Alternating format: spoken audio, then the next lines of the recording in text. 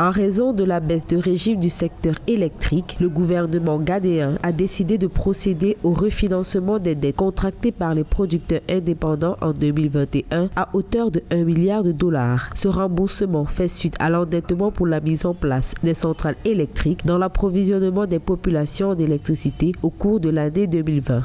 Le refinancement des dettes coûteuses contractées par les producteurs indépendants d'énergie réduira davantage le coût de l'énergie. Dans les mois à venir, nous pouvons espérer voir les fonds levés lors de l'eurobond de l'année dernière être utilisés pour la réduction du profil du coût de l'énergie.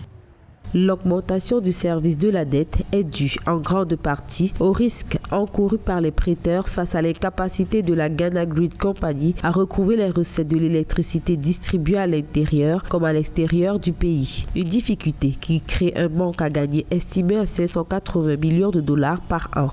À partir du moment où le gouvernement a mis un certain nombre d'incitatifs pour pousser les opérateurs économiques à investir dans le secteur et que ceux-ci l'ont suivi, si les paramètres changent aujourd'hui, la plus grande chose, c'est la crise de la pandémie de Covid et donc les recettes et la rentabilité des entreprises qui diminuent. Il est logique que le gouvernement vienne à la rescousse des opérateurs économiques pour que ceux-ci résistent à la tempête et que quand les moments reviendront à la normale, ils puissent être en mesure de reprendre leur service de la dette.